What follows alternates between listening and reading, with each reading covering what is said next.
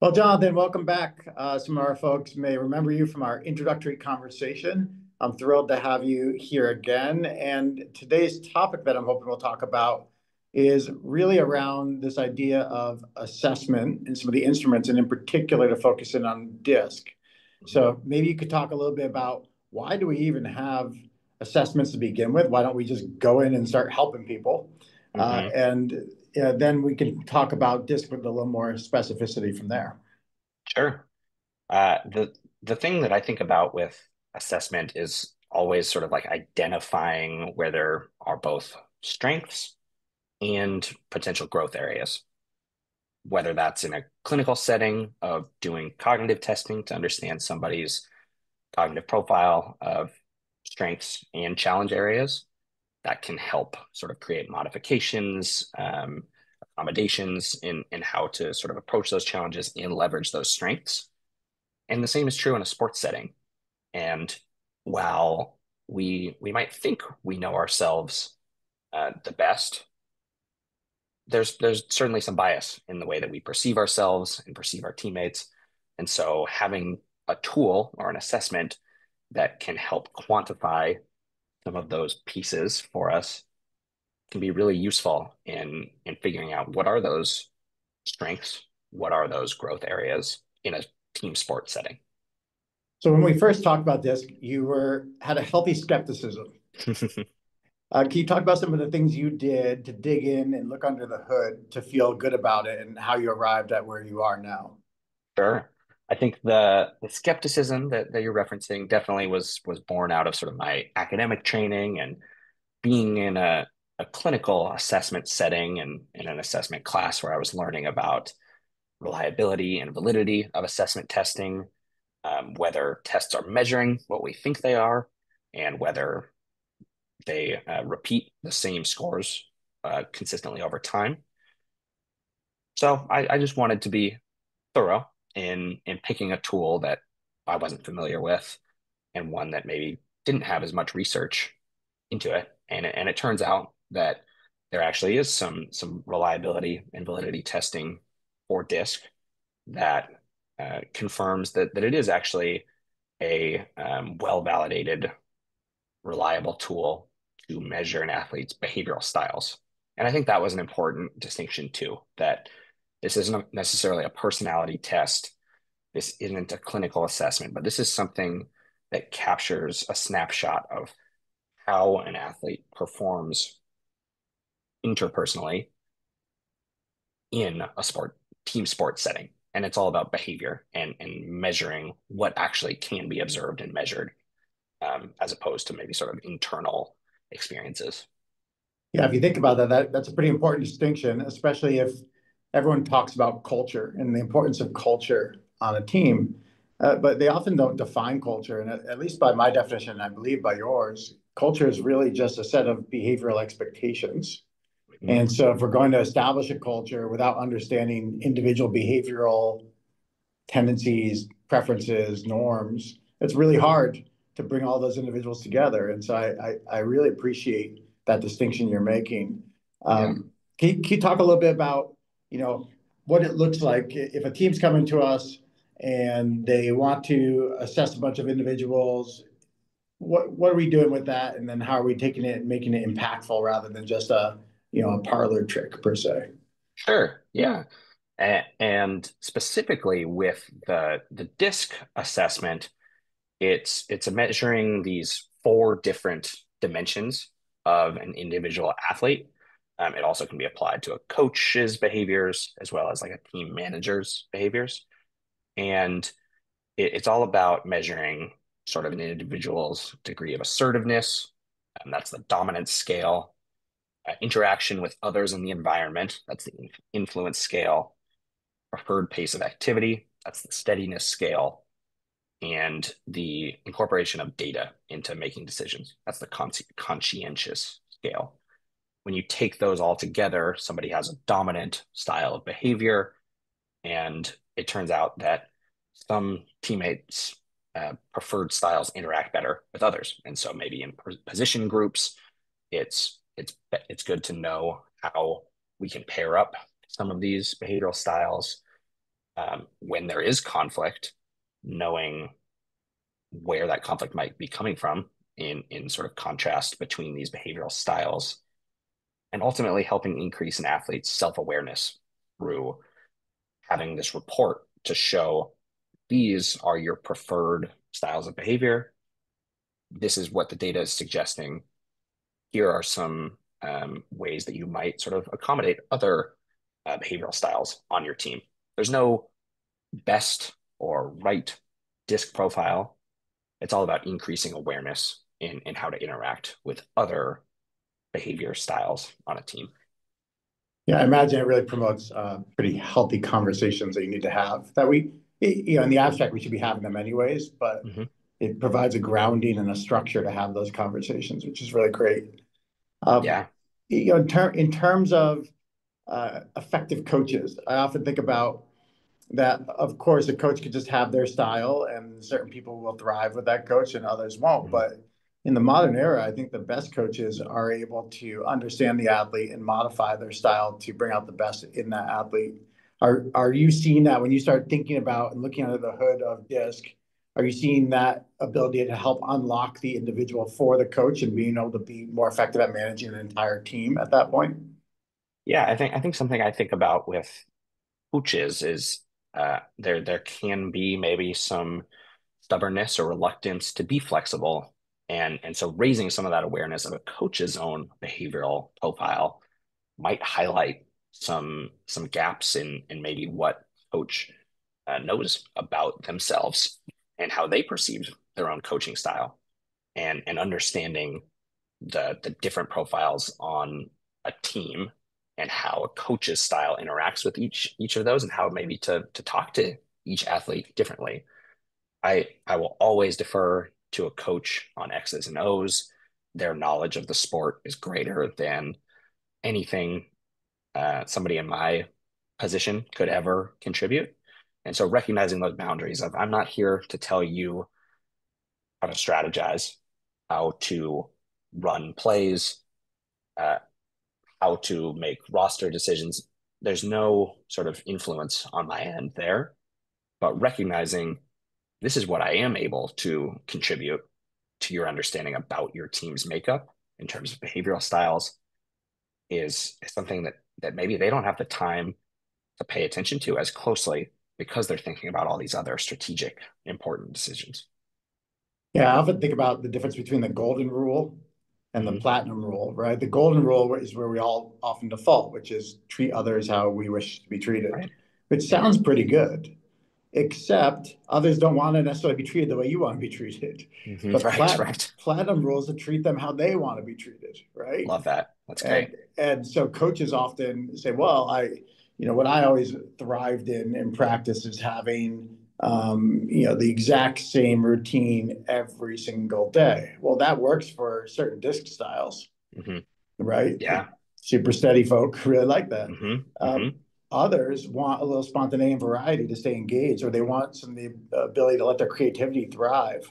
And Yeah. so, when I've worked with a tennis team, for example, we after using disc, we've been able to create different training groups with different styles. So one group's practicing, they have the exact same hitting drill every Mm. day, and the other group has a surprise that they don't learn about until 5 minutes before they throw a Mm. wrinkle. They're accomplishing the same thing, but they're doing it with the motivational profiles that matter. Sounds like a perfect kind of case study application to how you might apply some of this. I'd be curious from your experience what coaches' receptiveness have been to some of this feedback, and have you gotten any pushback of coaches thinking they know their athletes better than maybe an assessment tool might suggest? Funny, often the biggest willingness comes in the aftermath of a lost season. Mm. So because we're the Sports Conflict Institute, folks often come to us after something's gone wrong. Right. Now we love to be on the proactive Mm-hmm. side and prevent things. It's a much better Mm-hmm. place to live, but that's sometimes where I first build the relationship with someone. So they may have had a season where they learned the hard way that things weren't going right, and now they've got a willingness to reevaluate and reexamine some of their assumptions from before. And so they may come in and just say, well, we just don't want to do a one-off program with DISC. And while on the one hand, that's fine, everyone can gain some self-awareness and all of that. The real power is, can you use the knowledge to inform your decision making throughout? Right. And Right. so I always look at it as a bigger culture play. Mm, And we've got the sports playbook that kind of dovetails with it. And what can they do to think about establishing some team charter that is responsive to who the individuals are, creating those expectations, and then, yes, using it as a living document. So then where I tend to get involved is an active coaching mode where I'm hmm coaching the coach. I get a 15-minute Right. call. They say, hey, got two athletes who are struggling a little bit. hmm We pop open the disc, helps us with a little insight, and we use it with the real data of what's going on. So, hey, during this practice, they look completely disengaged, et cetera, et cetera. Hey, tell me more about that practice. Oh, yeah, I had them doing X, Y, and Z drill. Yeah, looking at the disc, that could be a little problem. Like, here's why. Now, Mm, again, the goal is to go back and talk to the athlete and to empower the coach because I don't want to be the intermediary, and I'm sure right. you're in that same Yeah. role. Yeah. But I'm often the quiet Yeah. force behind a coach to help them better prepare for those conversations. Same with the athlete side. I often serve in this athlete ombuds role, Mm, and if an athlete may have some really legitimate gripes, well, I'm not going to get involved in their gripe. I'm going to empower them to have that conversation in a productive way, right. or Right. to express, hey, here's why I'm struggling right now, in a way that's different than just voting with your feet. Because left untouched, most folks are either going to leave in the college world, that's hop in the transfer portal. Yeah. In the youth and scholastic world, it might be just quitting. In the hmm pro, it could be contract disputes and agents getting involved and demanding things. It goes all kinds of crooked, and the cost of these things is pretty substantial. So I like getting involved on the prevention side of it, which is really fun. Yeah. And with our partnership, the idea is, you get to play in the fun space of being on the prevention side as much as possible. Yeah. And Absolutely. but they may start from one of my crisis projects at that point. Sure. Yeah, it makes a lot of sense to me, and I'm glad to hear that coaches have been receptive to the tool when you have those kind of bigger culture partnerships with a team, and there's some buy-in and trust, and that's definitely what I've found in the most effective sort of team sessions that I've run is having a coach who's bought in and will sort of speak from their perspective what they're seeing and sort of highlighting some of the just overlap in the content that I'm delivering to a team, and having that coach buy-in can be really powerful. Yeah, sometimes coaches are super willing to have their athletes do hmm this and a little reluctant to do it themselves, which we usually end up in a place where they see the value in doing it for themselves. hmm But hmm I don't know if you have any insights into why the coach may have some reluctance to self-examine, whereas they are Yeah, willing to have the athlete examine themselves. But it certainly, from my perspective, I'd love to hear your insight. It seems yeah, productive for the coach to roll up their sleeves and look at themselves a little bit too. yeah. I I think that ego is certainly a big barrier of um, depending on the coach's own self-awareness and um, thinking that they know their athletes best intuitively, and that might be true. And the reality is that there's probably more there than, especially when you're managing a team of um, however many players, you might have a really strong sense and a really strong bond with a handful. But what about the sort of end of the roster folks who maybe could be being seen more and contributing more if the coach has an understanding of um, their behavioral profiles? I certainly appreciate sort of the humility of a coach who um, is willing to buy in and put some trust in the work that we would do with a team. Um, and the reality is that's not always the case, and how to sort of navigate that system when maybe you have a manager above the coach who's asking for this, and we are working with the athletes, but the coach isn't totally bought in. How can we sort of speak their language, give them some ownership over the parts that they really are experts in, and really try to build the rapport with the coach the same way you would an athlete is the way that I would think about that. Yeah, that's great. One of the big complaints I hear from coaches is not understanding the current generation. hmm Yeah. How do you think a tool like this could be helpful in giving some tangible ability to tackle that without us doing a workshop on things to know about generation, et cetera, right? Yeah.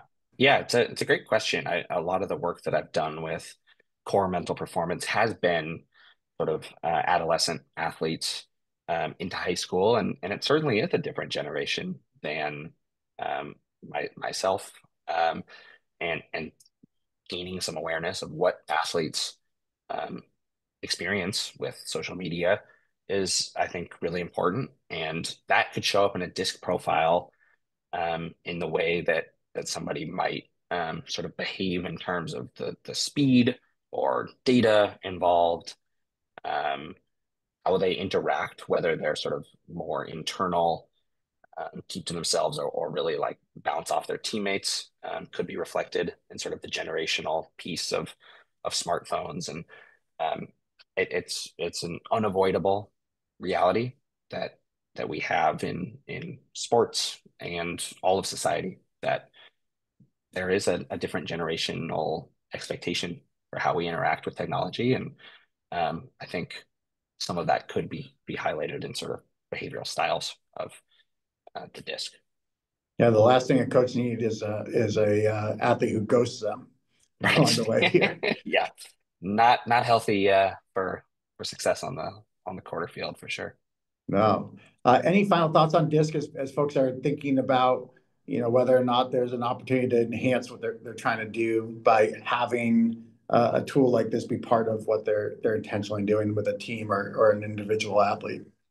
Yeah, the thing that I think about with disc is just sort of like the composition of a team too. If you have a lot of people who are high in dominance, that could lead to conflict. And so thinking about sort of how to, depending on the level that you're at, how to shape a roster to have sort of a healthy balance of behavioral styles.